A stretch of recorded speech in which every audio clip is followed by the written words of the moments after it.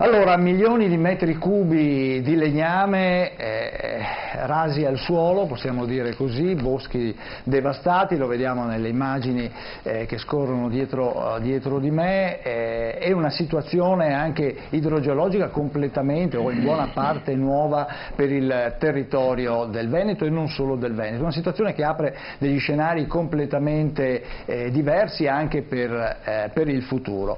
Di questo parliamo adesso nell'ultima parte della nostra trasmissione e ne parliamo con gli ospiti che vado a presentarvi. Allora, abbiamo il dottor Paolo Pietrobon. Buonasera Pietro Bon, lei è vicepresidente della Federazione degli Agronomi e Forestali del Veneto. Buonasera, grazie di essere qua. Al suo fianco abbiamo Martino Cerantola. Buonasera Cerantola, lei è il presidente della Coldiretti della provincia di Vicenza. Buonasera, bell'altopiano di Asiago, abbiamo appena visto le immagini della piana di Marcesina tra l'altro. E poi il dottor Paolo Spagna. Buonasera, dottor Spagna, del Consiglio Nazionale dei Geologi. Buonasera, grazie anche a lei di essere qua. Allora, io dicevo una situazione completamente cambiata, una natura completamente devastata da questo che è stato un evento veramente eccezionale, con venti a 200 km all'ora, piogge intensissime, insomma un po' la natura si è rivoltata eccezionale contro. Ma prevedibile e previsto. Eccezionale perché non possiamo distruggere l'ambiente e poi lagnarci che succede qualcosa. Non possiamo portare l'inquinamento a livelli che abbiamo oggi e poi non pensare che non possa succedere. E quindi è un campanello di allarme. Secondo punto, come trattiamo il territorio, anche nella migliore delle ipotesi, perché la natura ha un suo ritmo di crescita, di mantenimento del territorio, di riappropriazione del territorio, e noi naturalmente abbiamo esigenze completamente diverse e le due cose spesso non si compensano. Poi abbiamo un altro fattore che abbiamo dimezzato, stiamo desertificando il territorio, soprattutto quello montano, dove l'attività agricola viene praticamente dimezzata, e questo vuol dire che se non c'è l'attenzione sul territorio da parte di chi il territorio poi lo utilizza, viene abbandonato e l'abbandono può creare queste situazioni. Quindi questa è la cosa prioritaria. Quale sarà questo campanello d'allarme? Cosa stimola in questo momento gli agricoltori e che cosa può dirci un approfondimento di quello che è la trasformazione geologica o la riappropriazione della natura sul territorio? Questo era l'argomento che vorremmo affrontare in questa fase. Certo. Allora, io inizierei dal dottor Pietro Bon, di Pietro Bon, chiedo scusa, perché oggi è stata una giornata in cui diciamo da Roma sono arrivati un po' di rappresentanti del governo, delle commissioni e quant'altro. Ecco, che cosa è successo oggi qui in Veneto? Tra l'altro io sono qui a sostituire il collega Orazio Andric, forestale come me, che è il presidente dell'Ordine Belluno. Io sono il presidente di Treviso. Treviso è stata toccata in maniera marginale da questo evento, che ha colpito soprattutto nel bellunese in maniera tragica. Anche in Trentino, molto grave, la provincia di Vicenza in particolare, l'altopiano di Asiago. Ecco, appunto, quindi io in qualche modo sono un supplente. Perché? Perché il collega Andric era a Belluno, c'era un'audizione speciale della Commissione Agricoltura del Senato che è venuta a toccare con mano la realtà insieme, sappiamo anche che vari ministri stanno visitando i luoghi. L'evento è sicuramente un evento eccezionale con un'eccezione purtroppo negativa, nel senso che non è certo l'eccezionalità bella che ci piacerebbe vedere. È un evento che ci cade sulla testa a noi forestali perché fa male vedere le immagini che stanno scorrendo sul teleschermo in questo momento. Cioè, il riferimento più vicino a questo è l'uragano Lothar, che ha colpito la Francia e la Svizzera nel 1999, a seguito di che ha quell'evento avuto degli effetti di questo tipo. Cioè, parlando in concretezza, voi vedete le piante che cadono non seguono un andamento, cade tutto.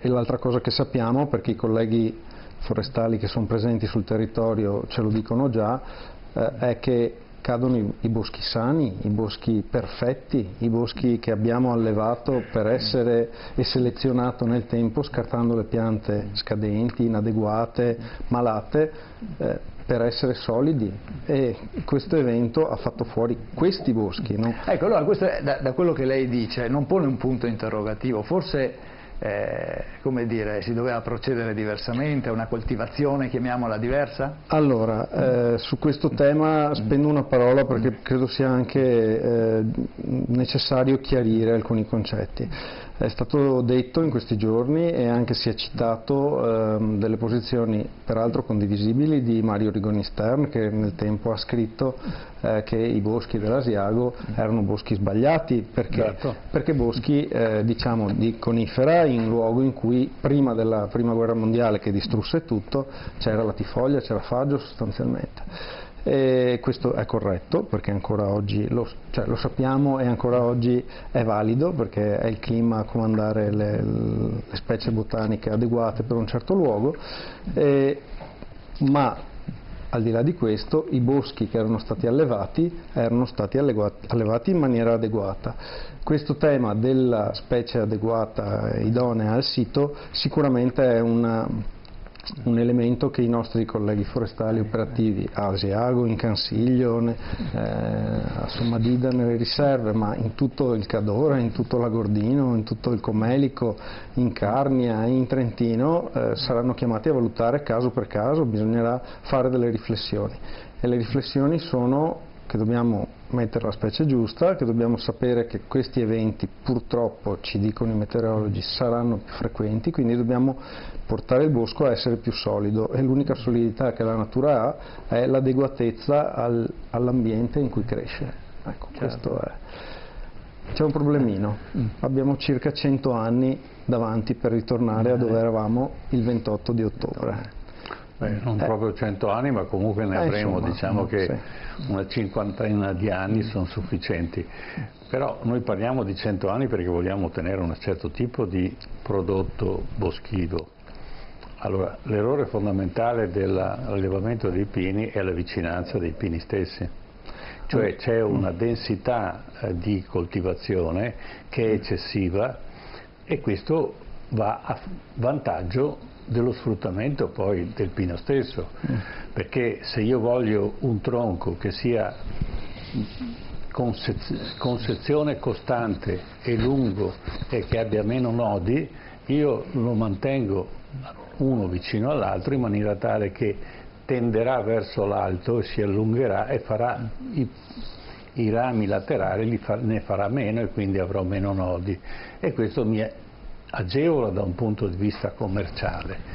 Il problema, se io invece dirado molto, il pino tende ad allargarsi, non crescere più di tanto, tende ad allargarsi, e quindi avrò un tipo di legname completamente diverso e non sempre idoneo a quello che poi è lo sfruttamento normale del legno. Questo effetto domino che è stato creato è perché quando comincia a cadere uno e l'altro e il successivo, c'è un trascinamento, come si è visto anche in Siberia e in altre occasioni, che è abbastanza normale. Quindi il ripensamento credo che sia quello di una coltivazione un po' meno intensiva del bosco, al fine di ottenere una maggiore eradicazione e eventualmente un minor conflitto tra i pini. Lei cosa ritiene? No,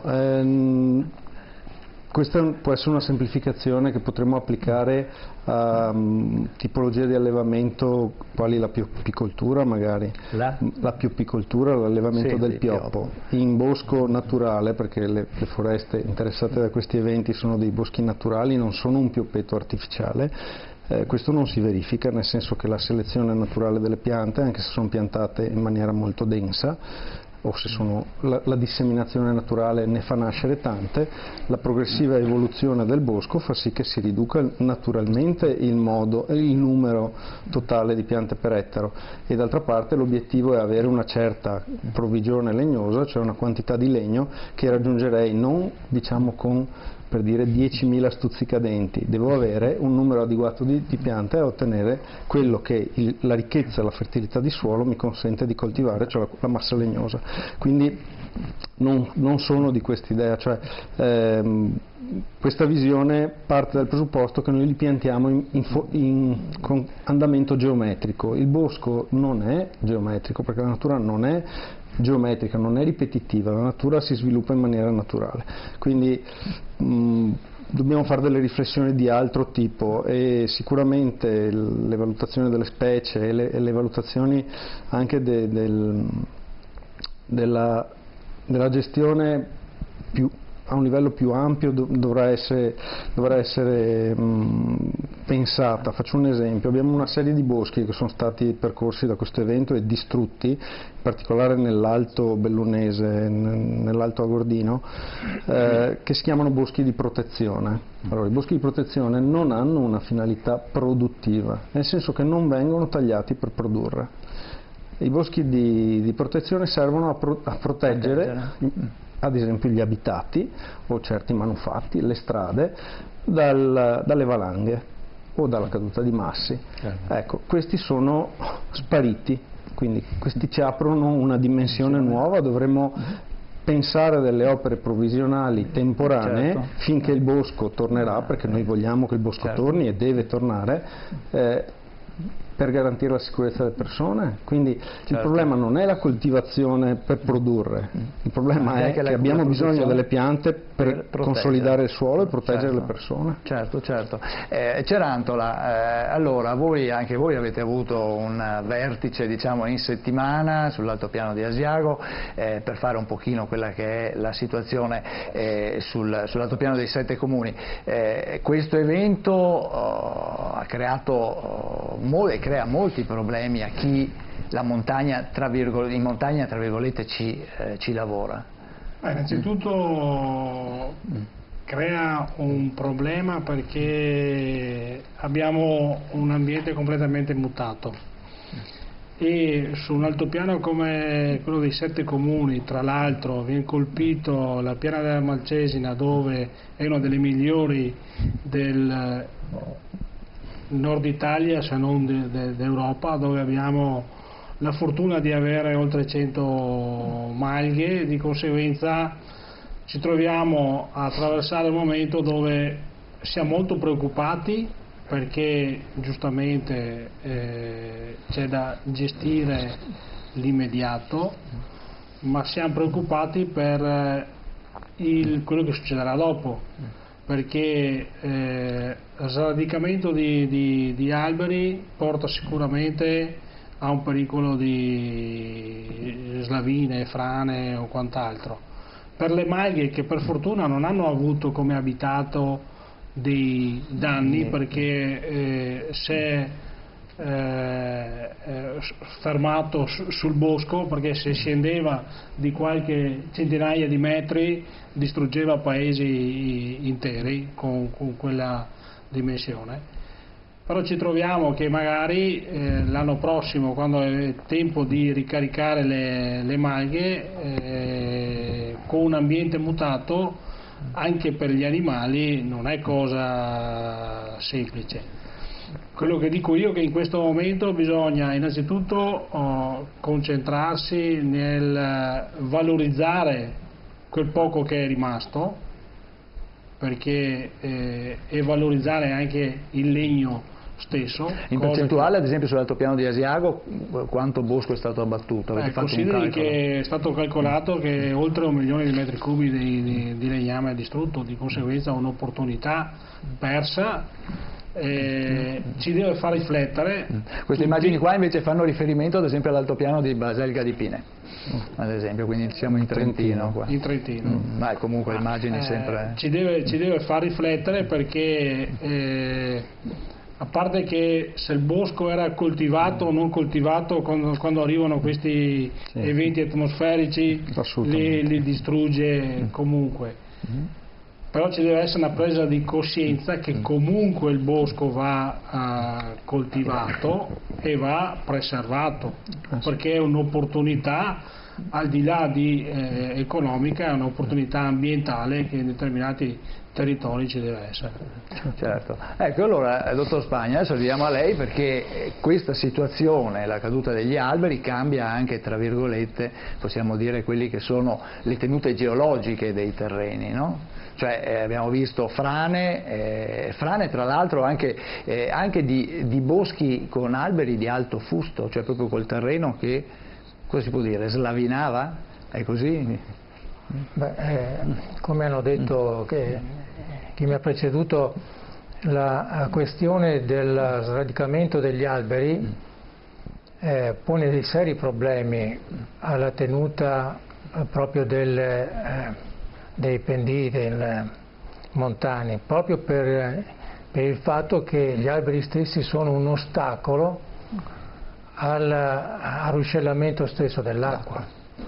Ma non solo, ma anche serve proprio per rilassare in maniera più lenta in primavera per esempio il manto nevoso, che si scioglie con una lentezza superiore e quindi dà modo ai ruscelli poi di portare a valle l'acqua in maniera più tranquilla. In questo modo qua dobbiamo aspettarci in effetti fra qualche mese forse un'emergenza idraulica legata al fatto che una massa d'acqua invernale potrebbe essere rilasciata in tempi molto più brevi di quanto invece potrebbe essere rilasciata in condizioni normali, in cui appunto il lavoro degli alberi e delle alberature è proprio questo, insomma, quello di preservare un attimo. Che cosa è importante fare allora adesso, secondo lei?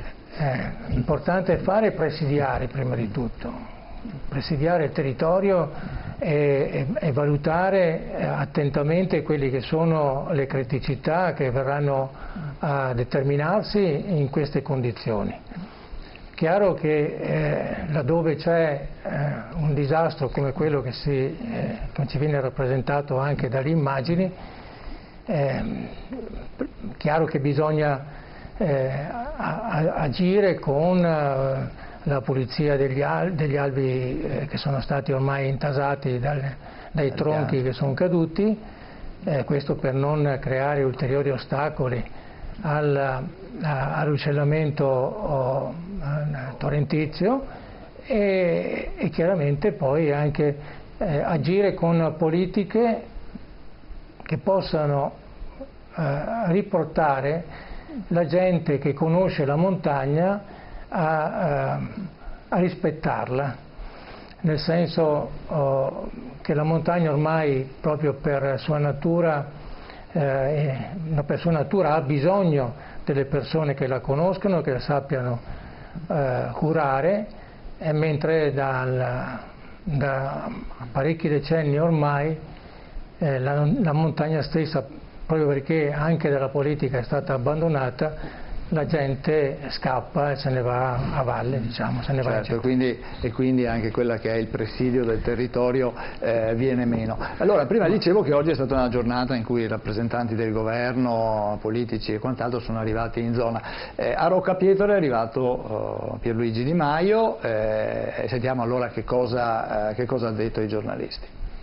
Sicuramente è il simbolo, ma in realtà sono tante le zone colpite, e anche sul tema del legno e della rimozione degli alberi caduti c'è stato un tavolo in prefettura stamattina, la regione è immediatamente attiva. Noi come governo centrale agevoleremo tutti i processi che servono sia a favorire le imprese locali in questo processo di rimozione di tutto questo legno e sia ad aiutare le amministrazioni locali, quindi comuni, regioni e Stato centrale in prima linea per aiutare le imprese e i cittadini colpiti da questa sciagura. E poi c'è tutto il sistema, diciamo, di rimpiantare gli alberi, perché altrimenti qui va giù tutto.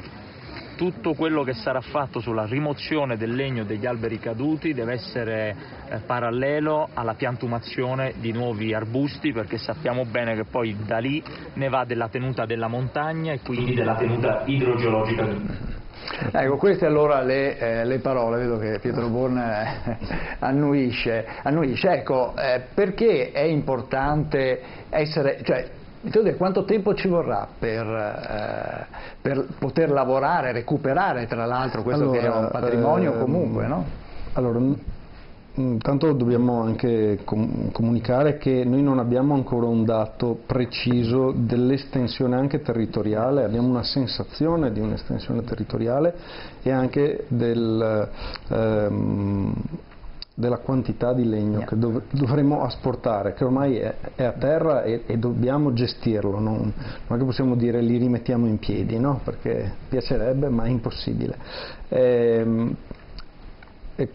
La stima che i colleghi presenti sul territorio ci danno è una stima ovviamente ragionevole e frutto di esperienza, è che ci vorranno dai 4 ai 5 anni probabilmente per riuscire a digerire, diciamo così, tutto il legno che abbiamo a terra, il che vorrà dire che progressivamente andremo a liberare il territorio e sul territorio andremo a fare le opere di compensazione, che saranno, tornando ai boschi di protezione di prima, delle opere provvisionali a tutela, cioè praticamente dovremo andare anche a sostituire la barriera che gli alberi frapponevano alla caduta dei massi, alla caduta della neve, costruendo delle rastrelliere, delle massicciate di pali e pietrame che per un certo arco di tempo, magari 20 anni, trattengano le masse che potrebbero cadere terrose o nevose.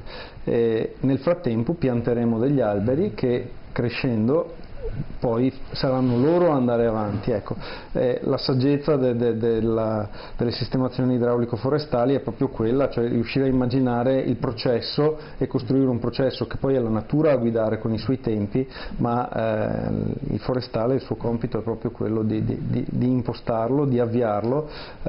Il ministro Di Maio accennava alla fornitura, all'impianto di piantine. Ecco, uno degli altri problemi che emerge oggi dal nostro punto di vista è che la vivaistica forestale tradizionale si è atrofizzata. Perché noi eravamo ormai pieni di bosco e quindi non serviva più produrre grandi quantità di piante, però invece su queste superfici avremo bisogno di grandi quantità, ma non le abbiamo oggi, ci vuole del tempo ovviamente, quindi bisogna riattivare anche una filiera che è quella vivaistica. Per fortuna la Regione Veneto è anche pronta in parte perché ha una filiera forestale attraverso Veneto Agricoltura.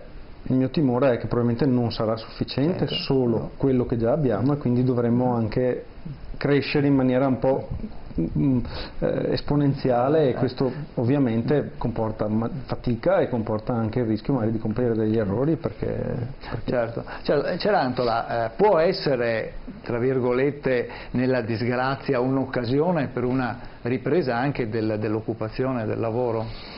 Cioè, ad esempio, io penso anche a tutto questo legname, ad esempio le aziende sono in grado di gestirlo, cioè quindi anche ammesso che questo Shanghai, come è stato chiamato da molti, no, venga sbrogliato, no? Sicuramente ci possono essere delle opportunità, certo è che bisogna che sia gestito nel miglior dei modi, consapevoli del fatto che non ci sono aziende boschive di grandi dimensioni sui territori, però già il fatto che Di Maio dica cerchiamo di agevolare le piccole imprese perché effettivamente nel territorio ce ne sono molte, può essere un'opportunità. Noi ci stiamo lavorando assieme alla Regione per creare appunto dei consorzi per valorizzare, perché non siano gli altri che avvengono a sopperire a quello che noi magari non siamo in grado di fare o non abbiamo tempo di farlo.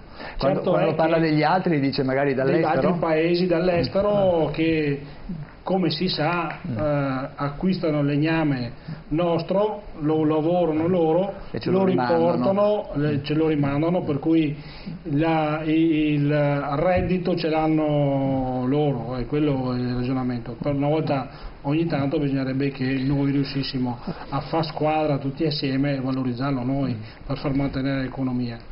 Quello che preoccupa però è quello che diceva prima il forestale, l'agronomo, che ci vorrà del tempo, perché purtroppo la filiera del vivaismo tradizionale non l'abbiamo pronta per sopperire ai numeri di piante che ne abbiamo bisogno. Ci vorrà sicuramente del tempo, ma io dico anche che se ci vuole 2-3 anni /4 per ripulire effettivamente tutto il territorio, abbiamo il tempo anche e l'opportunità di avere il prodotto da mettere, sempre fermo restando che bisogna mettere a dimora piante che siano autoctone, tipiche e adatte a quei territori, perché effettivamente possono creare anche un'economia fra 30, 40 o 100 anni. Certo, allora dottor Spagna, noi abbiamo visto anche delle immagini delle frane, di fatto le montagne, intendo dire, quando vediamo, ad esempio, andiamo a Cortina, vediamo ai piedi di queste bellissime guglie di roccia tutta una parte di ghiaione, quindi diciamo la montagna, le Dolomiti si stanno sgretolando. È un fatto naturale, no? È un fatto naturale. Sì, no, in quel senso lì, cioè nel senso che queste montagne prima o dopo devono andare al mare, diciamo, no? Però ciò che accelera questo processo sono appunto questi fenomeni atmosferici e soprattutto in condizioni così di eccezionalità. Io voglio soltanto ricordare una cosa, che complessivamente l'Italia, come si dice, è un paese fragile, nel senso che è un paese di frontiera fra zolle, no? Quindi è chiaramente un paese soggetto non solo al rischio idrogeologico ma anche a quello sismico. Certo. Ma se teniamo conto che in Italia ci sono l'80% delle frane che sono state censite in tutta Europa, e se si pensa che solo nel Veneto sono oltre 10.000 tra piccole, medie e grandi frane, abbiamo una dimensione di quello che è la fragilità del territorio. Basti pensare per esempio alla frana del Tessina, una frana enorme di oltre 15 milioni di metri cubi di terra, che si muove da oltre 50 anni, quasi 60 anni che si muove la frana del Tessina. Ma abbiamo altre frane enormi, per esempio ad Arsiero, una frana che è lì, che praticamente tiene sotto scacco il torrente e che può essere mossa in qualsiasi momento, soprattutto in casi di eccezionalità piovose come queste. Ma ce ne sono altre, c'è Cancia per esempio nel Bellunese, verso a Borca. Siamo in condizioni veramente disastrose, per cui il nostro territorio è stato ed è continuamente devastato anche dalla presenza, diciamo, sconsiderata dell'uomo, nel senso che ormai l'uomo pensa di imporre la propria presenza sulla natura e non si accorge per esempio che la natura non è imbrigliabile, la natura prima o dopo ti presenta il conto e sono questi i conti che ci presenta, per cui bisognerebbe in una certa misura avere più un senso di responsabilità, riportare nei territori montani la gente che conosce e sa preservare quei luoghi, così come è importante per esempio anche portare sul territorio le cosiddette sentinelle, nel senso che bisogna comunque avere sul territorio un'attività di prevenzione determinata proprio dalla presenza delle competenze giuste. Certo, quindi avere degli esperti. Io faccio solo riferimento anche ad aspetti normativi di cui ne sono venuto a conoscenza in questi giorni, che giace là in Parlamento una proposta di legge proprio sulla prevenzione al dissesto idrogeologico che langue, ma voglio dire è una cosa che dovrebbe questo governo quanto minimo prendere immediatamente in considerazione, proprio perché ormai il dissesto idrogeologico, abbiamo visto in questo frangente, prende da nord a sud, ormai non guarda più in faccia a nessuno, insomma. Certo, questa volta sono 11 le regioni che sono state interessate. Torniamo al solito tormentone. Zaia calcola, ma i calcoli sono approssimativi ancora, che il danno è stato circa di 1 miliardo e ogni volta si presenta lo stesso problema. Affrontiamo i danni che pesano sull'economia della regione, sull'economia dello Stato, sull'economia degli abitanti e non preveniamo. Se quel miliardo che comunque dovrà essere speso e sostenuto dalla finanza anche dei cittadini in breve tempo, se veniva impegnato, quale risorse, quale garanzia avremmo potuto dare per avere un territorio più sano e più tranquillo? Prego. Perché sono soldi buttati via. Certo. Allora, dobbiamo però ricordare che questo è stato un evento, come dire, che ci prende, che ci passa sopra la testa e non è dimensionato su quella che è la gestione dei nostri boschi, su quella che è la gestione del nostro territorio. Cioè, sono degli eventi purtroppo. Questo è un altro 66 per certi versi, anche se ci sono state meno vittime per fortuna, perché un'attività di prevenzione comunque c'è stata sul territorio e i 50 anni, i 52 dal 66 per fortuna hanno portato anche dei risultati da questo punto di vista. Però un evento come il 66 per noi, almeno per noi forestali, e ho il piacere anche che il geologo ci dia la sua opinione, era un evento a soglia ultracentenaria. Soglia ultracentenaria vuol dire un evento che si ripete una volta ogni più di 100 anni. In realtà ne sono passati 52. Allora, sta cambiando il clima, sicuramente sta cambiando. Negli ultimi 20 anni, ormai cominciamo ad avere dei dati, la temperatura media si è alzata di 1 grado, non è mica poco, è tantissimo. Questo comporta sulle piante delle modifiche che andremo a gestire, perché le piante si adattano, è un adattamento lento. In realtà questo cambiamento termico accentua la propensione al verificarsi di eventi meteorici intensi come quello che abbiamo appena sperimentato. Quindi dovremo abituarci, tra virgolette, purtroppo a nostro malgrado, al ripetersi di questi eventi. Allora, nella gestione dei boschi questo ci chiama appunto a cercare i boschi adatti per ciascun luogo, però è un processo, come dicevamo prima, lungo, perché un bosco impiega molto tempo per crescere.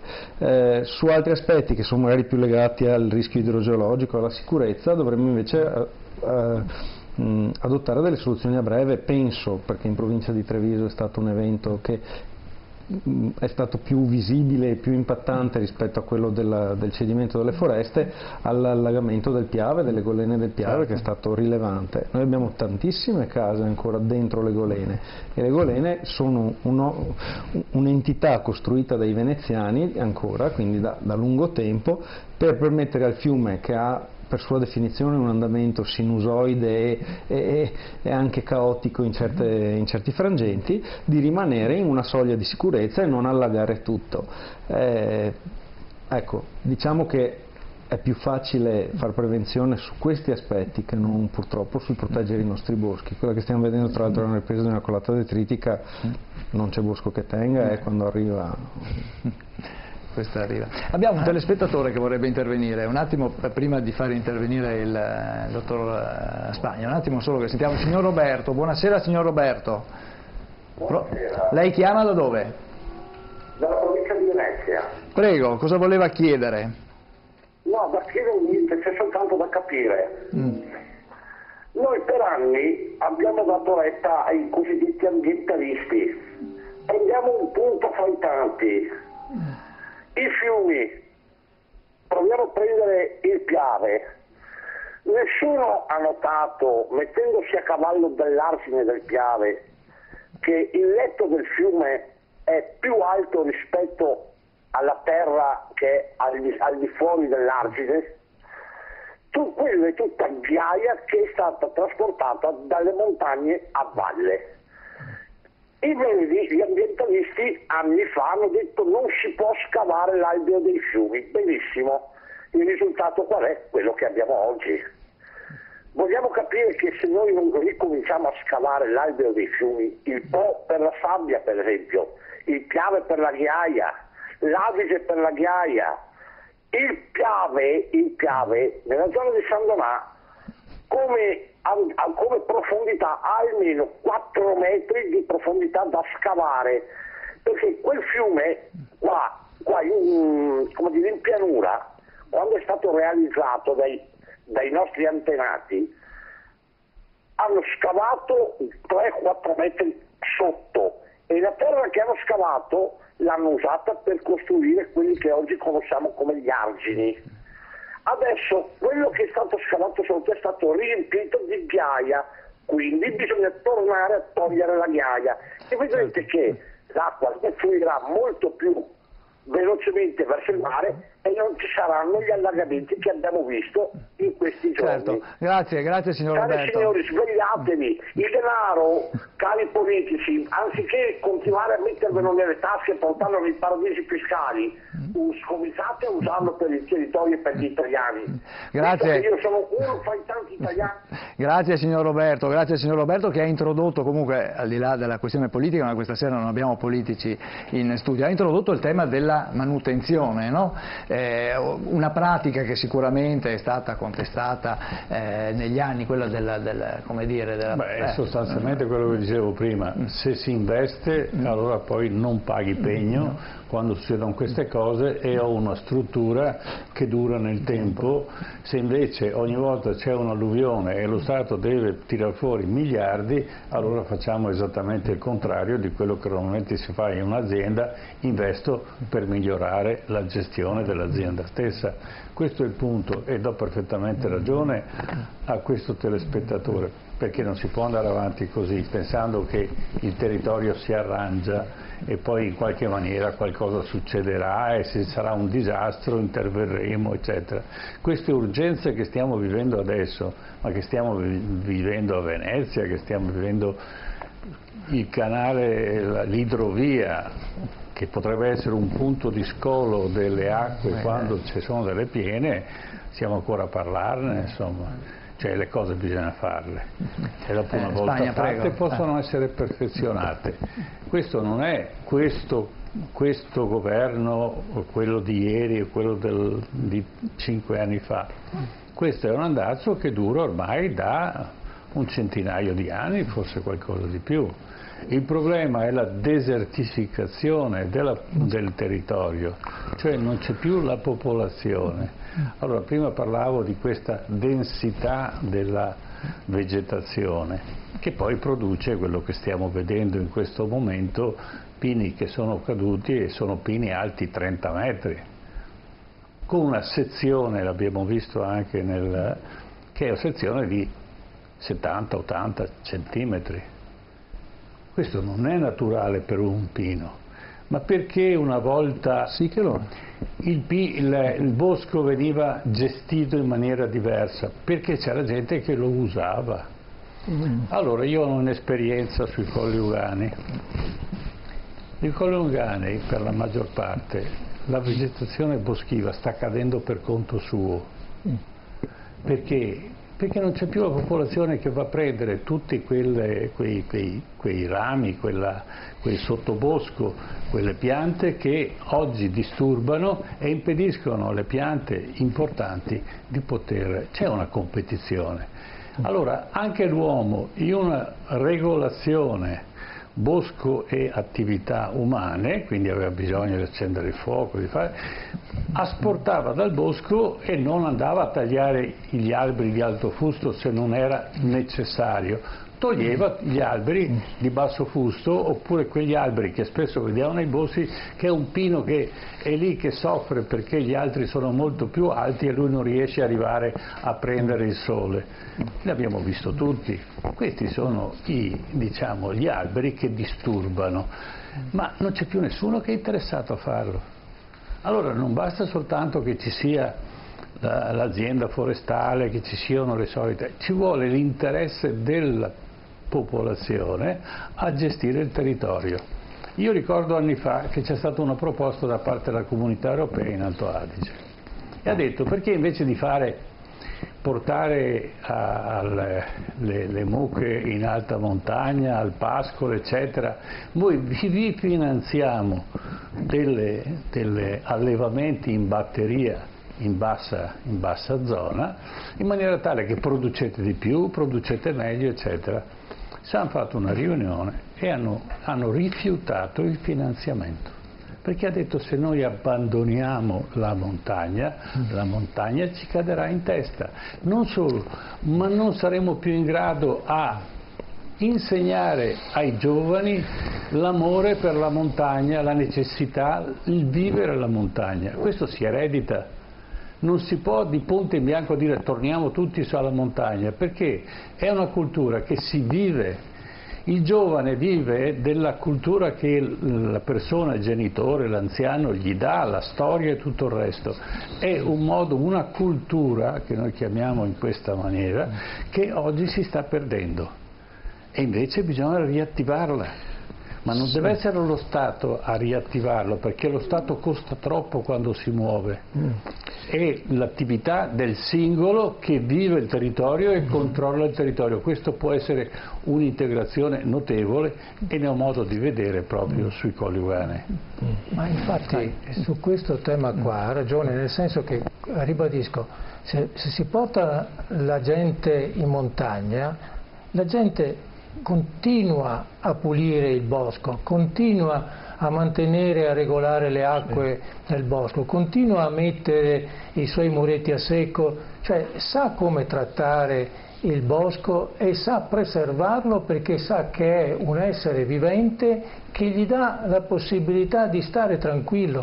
Se noi vediamo questi disastri qua, è chiaro che portano altre condizioni disastrose, perché deve tutto quanto poi riequilibrarsi e quindi ci sarà un periodo necessario perché questo avvenga. In questo periodo, che è un periodo breve per noi, può avvenire di tutto. È chiaro che il disastro idrogeologico incomincia proprio adesso, nel senso che si attivano le frane, il ruscellamento è più veloce,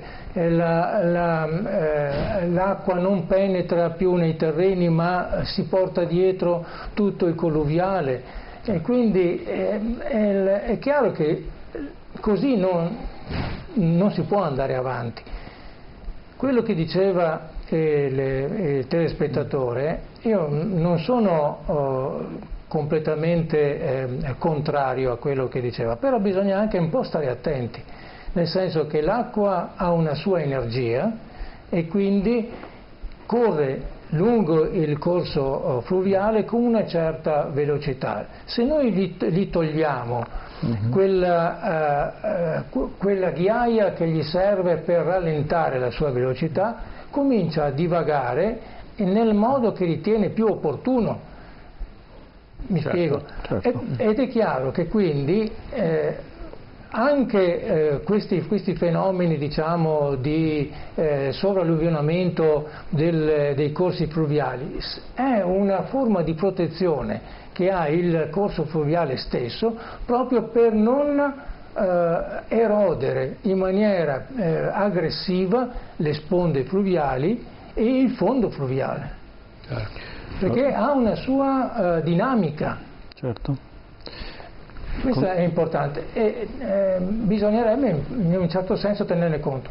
Poi è chiaro che, come quindi dicevo prima, è una cultura del territorio e una continuità, diciamo, e cointeressenza tra l'uomo e la natura, certo, poi, e non un'aggressione. Poi l'uomo chiaramente vuole andare a costruire nelle aree golenali perché gli piace costruire vicino al corso d'acqua, non si rende conto per esempio che è un'area di pericolosità enorme, che si mette a rischio la propria vita, anche se... Certo. Così come si vede molte volte soltanto che per lo sfruttamento urbanistico certe aree anche di paesini di montagna che lasciano costruire in condizioni di pericolo sopra una frana, per esempio, o su un ghiaione.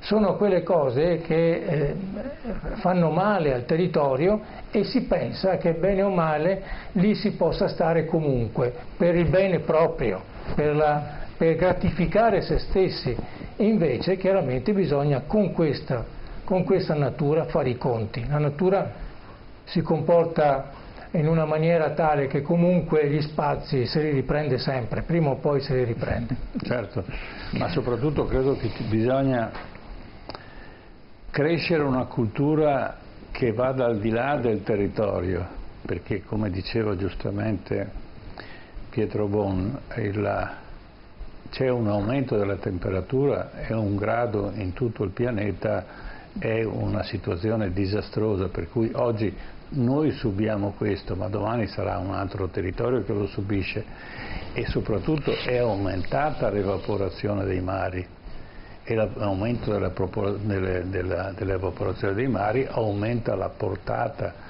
delle nuvole e quindi la possibilità di accumulo di acqua in sospensione che poi finisce come abbiamo visto in questi giorni. Quindi ci vuole una cultura di prevenzione, ma questa naturalmente deve essere collettiva. Noi italiani non possiamo dire domani mattina non andiamo più in macchina, che tutti gli altri continuano ad andare. E questo è un problema che diventa politico, perché anche per quanto noi da soli potremmo fare, non riusciremo mai a risolvere tutto, anzi, e allora quindi è necessario che ci sia un'intelligenza politica sovranazionale, e nel caso dell'Europa questo sarebbe necessario. La Cina sta già provvedendo, ma sta provvedendo come fanno i cinesi in misura straordinaria. Noi non abbiamo la percezione di quello che stanno facendo i cinesi in questo momento in Cina e in Africa. Stanno facendo delle piantagioni che sono fuori misura, e questo aiuta molto, però chiaramente non è che frena immediatamente un fenomeno che ormai si è avviato e che rischia di diventare disastroso. Certo, ecco, io volevo chiedere a Cerantola come facciamo a riportare le persone a lavorare in montagna?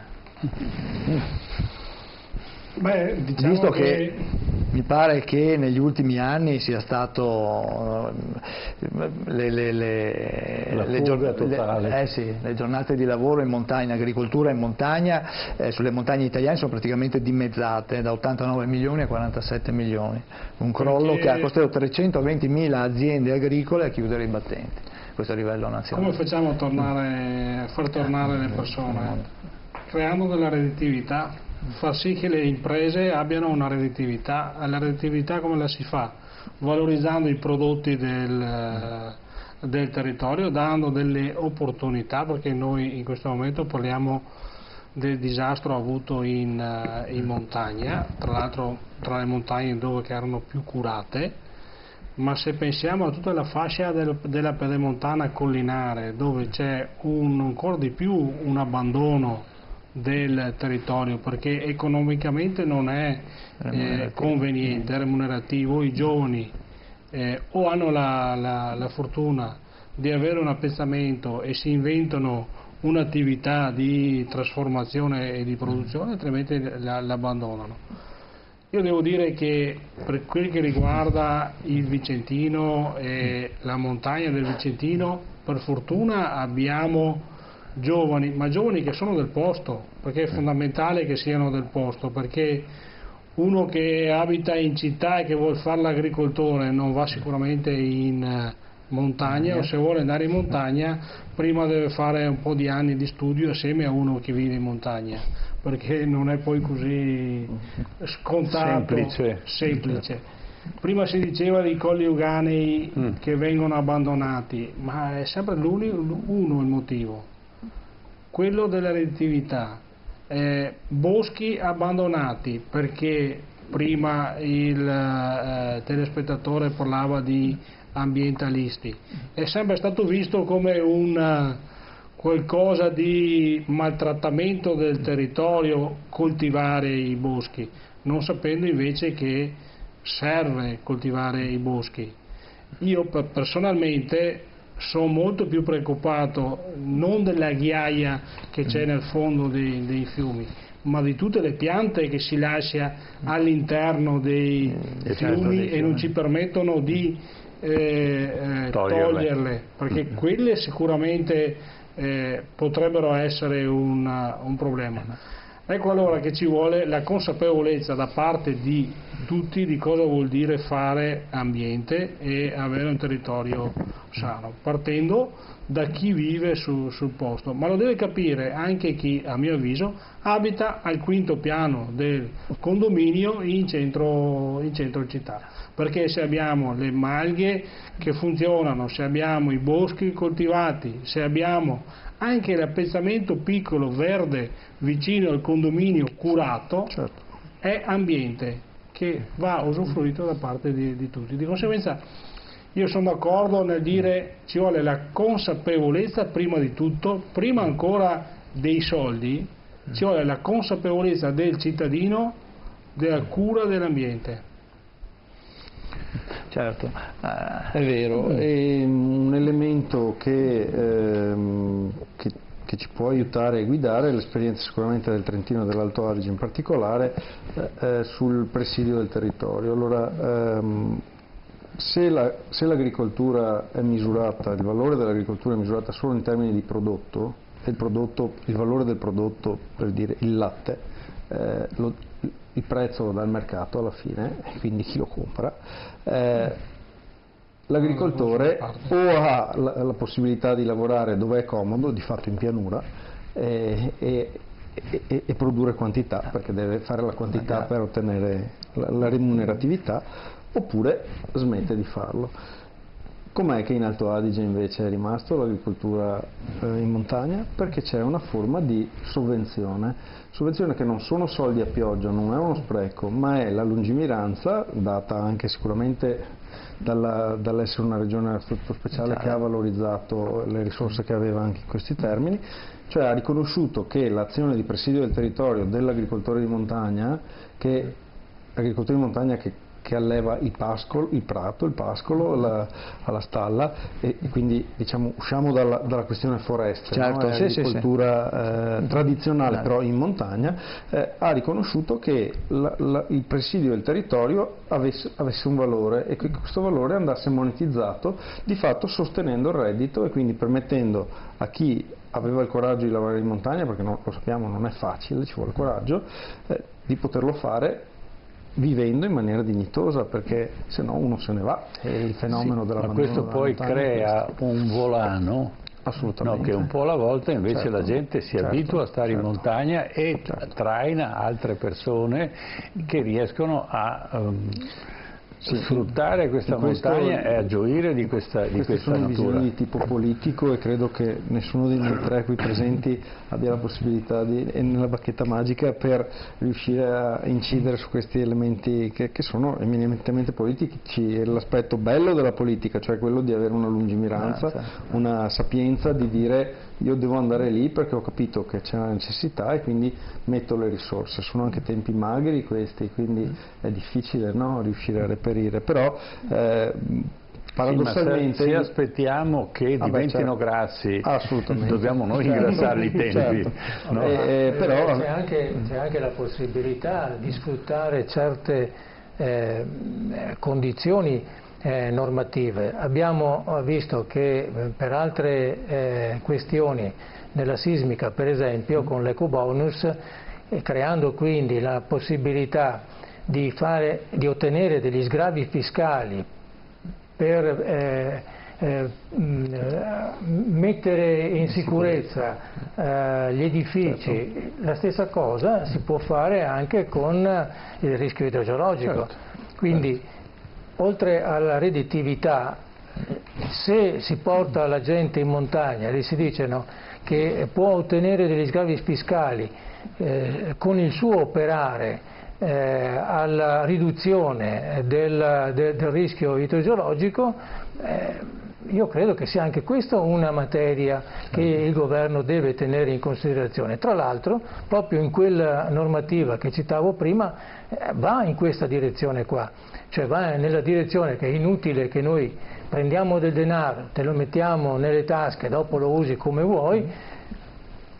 Utilizza la tua esperienza, utilizza la tua buona volontà, le tue opere buone a beneficio della riduzione del rischio, e io ti faccio lo sgravio fiscale. Certo, ma ricordiamoci che il sistema Trento-Bolzano, che è un sistema che ha organizzato e instaurato ancora De Gasperi, che lì c'era un problema di redentismo, cioè l'annessione all'Italia di Bolzano non era così diciamo fisiologica come invece tante volte noi diciamo, e quindi il trattamento che paghi le tasse ma una parte maggiore di tasse ti torna indietro ha fatto sì che il territorio venisse sviluppato, ed è quello che oggi si parla di non indipendenza, ma comunque di un Veneto che abbia un ritorno sufficiente all'autogestione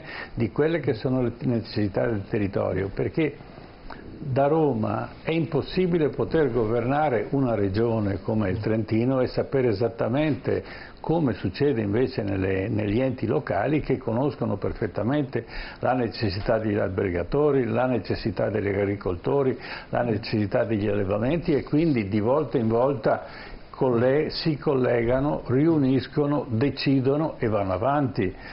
Per questo, per esempio, i confinanti del Veneto, i paesi confinanti tenderebbero ad essere assorbiti verso il Trentino, perché c'è un ritorno delle tasse pagate, quindi non occorre nemmeno abbassare le tasse, ma c'è un ritorno che viene non agevolato a pioggia, ma viene finalizzato allo sviluppo dei vari settori che naturalmente la politica locale riesce a percepire. Questo è quello, appunto, suffrago quello che lei dice, quello che è importante è che ci sia una percezione sul territorio che riesca ad agevolare quelli che sono i reali sviluppi del territorio stesso, e non mandare a Roma e poi fanno le grandi imprese, fanno le grandi costruzioni che spesso non corrispondono alle vere necessità della regione stessa. Ecco Pietro Bon, invece tornando alla questione degli alberi caduti, qual è il rischio adesso se questa grande massa di legname dovesse rimanere per troppo tempo prima di essere appunto trattata, chiamiamo così, quindi sramata, caricata su un camion? Allora, c'è un problema di tempismo sicuramente, nel senso che il rischio è che il valore, il patrimonio legnoso a terra rovinato si perda praticamente. In realtà però non dobbiamo avere fretta. Allora, intanto nell'immediato andiamo verso l'inverno, quindi è una stagione di stasi, e questo ci aiuta per fortuna.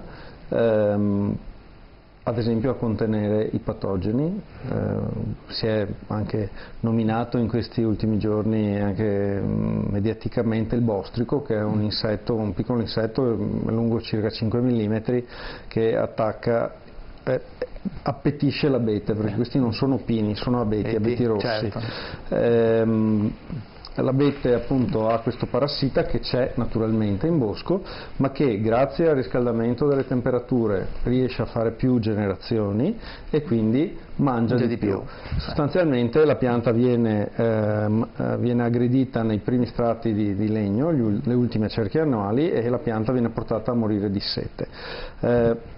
Appetisce anche il legno a terra, quindi tutta questa presenza di legno disponibile lì, inerme, esposto, certo, attirerà questi insetti. Le dinamiche di sviluppo degli insetti avvengono per dinamiche di popolazione, cioè praticamente se aumenta la massa disponibile aggredibile, aumentano anche le masse di questi insetti. C'è più da mangiare, possiamo certo, gli riprodurci insetti di più. sono degli opportunisti, come quasi tutti gli animali ovviamente, no? Ecco, però appunto tornando al ragionamento sui tempi, non dobbiamo avere fretta, perché paradossalmente la fretta e la paura che sta dietro alla fretta ci remano contro da un punto di vista del valore.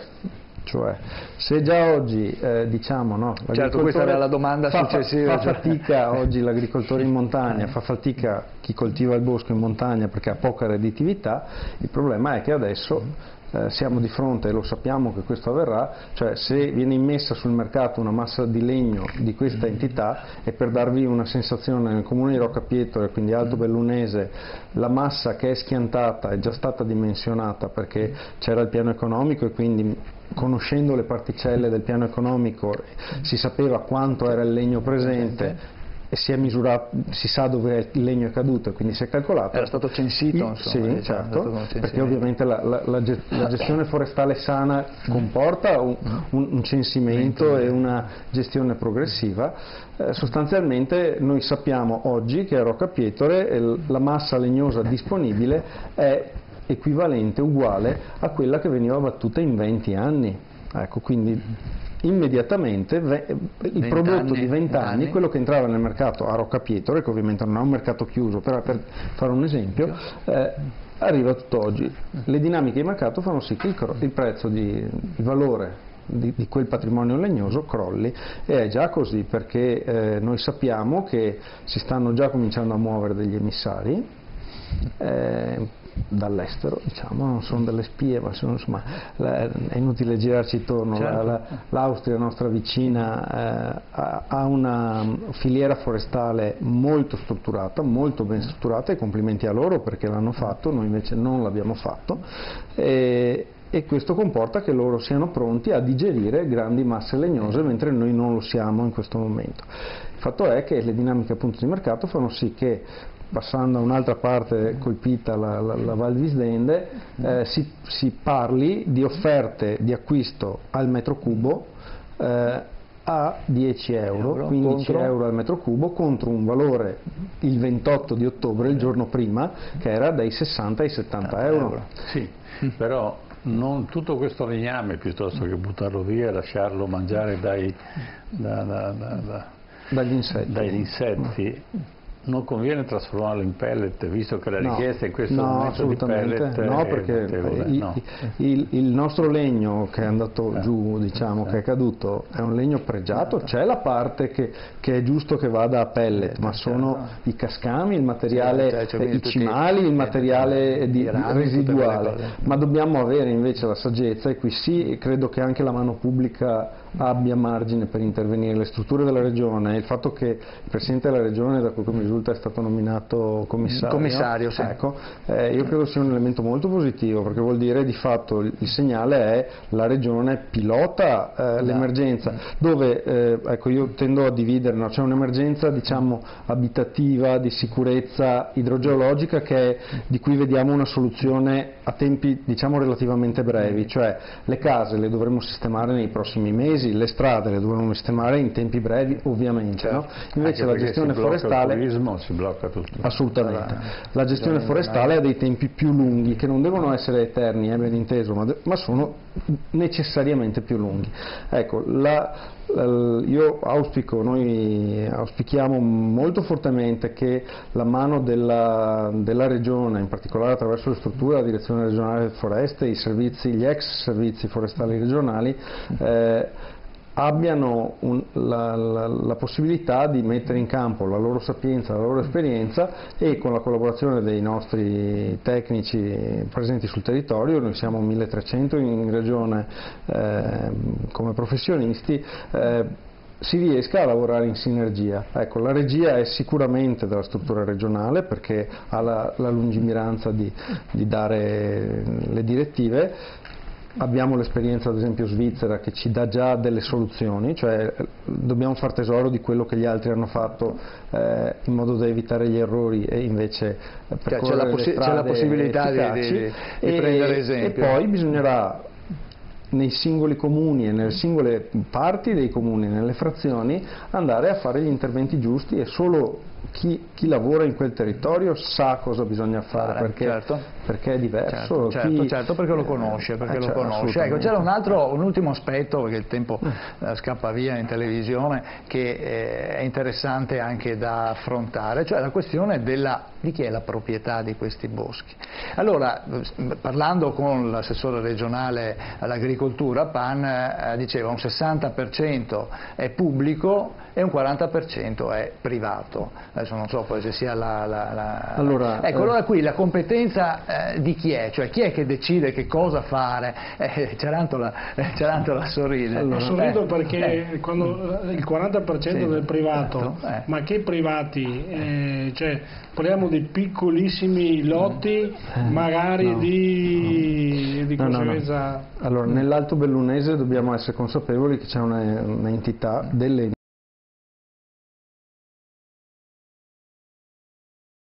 per frenare la fuga del legname dobbiamo creare delle zone, allestire dei centri di raccolta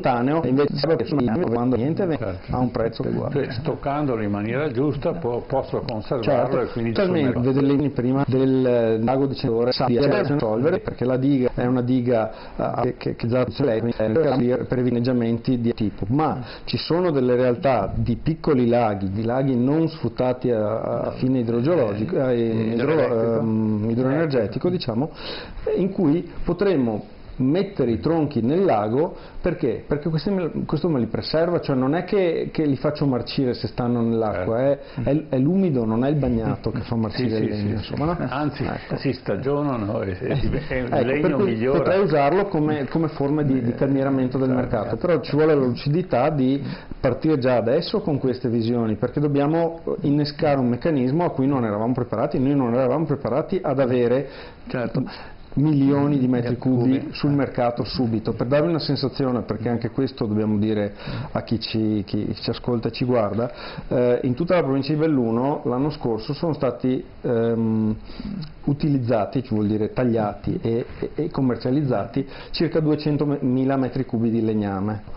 In Val Visdende sono stati atterrati 500 ettari di bosco, e nella sola Val Visdende la stima è 200.000 metri cubi di legname da portare fuori, quindi in una sola valle l'intera produzione di Belluno dell'anno scorso. Siamo un po' più fuori scala, quindi veniva detto prima si prevede c'è una disponibilità di mercato di 1 milione di metri cubi. Sarà che non potrebbe essere una difficoltà a questo che diventa un po' massiccio e maggiore. Ecco, un'ultima considerazione, prima appunto Velago che si è riempito con tutti gli alberi interni, che se l'uomo è idrauliche di la presenza nell'acqua ad esempio di masse di legname, cose del genere, può cambiare completamente la dinamica di quello che è magari un evento nazionale, no? O no? Non so se sono stato chiaro, no? Cioè nel senso, ad esempio un ponte fare un effetto diga. Sì, lo diceva prima qualcuno è un dono diciamo con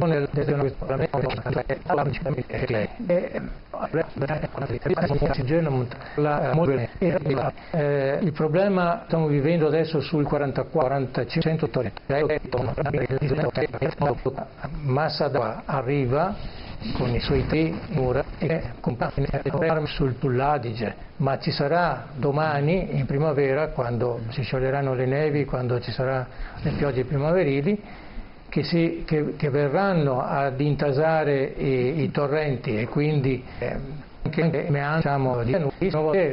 alla gestione di quelle aree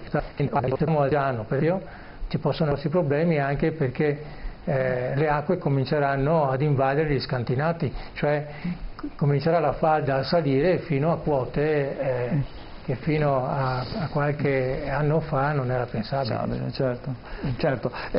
Cerantola, chiudiamo con lei questa puntata. Allora, l'altopiano di Asiago come sta reagendo a questa situazione? Ma diciamo che sta reagendo bene perché c'è una sintonia nel coordinamento, c'è la volontà di rimettere in piedi nel vero senso della parola.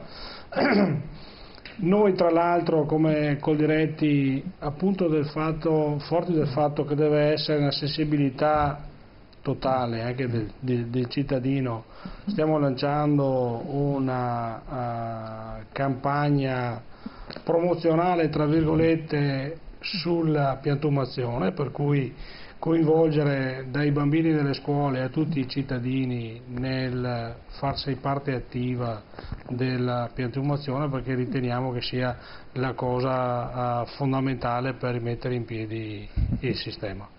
Certo.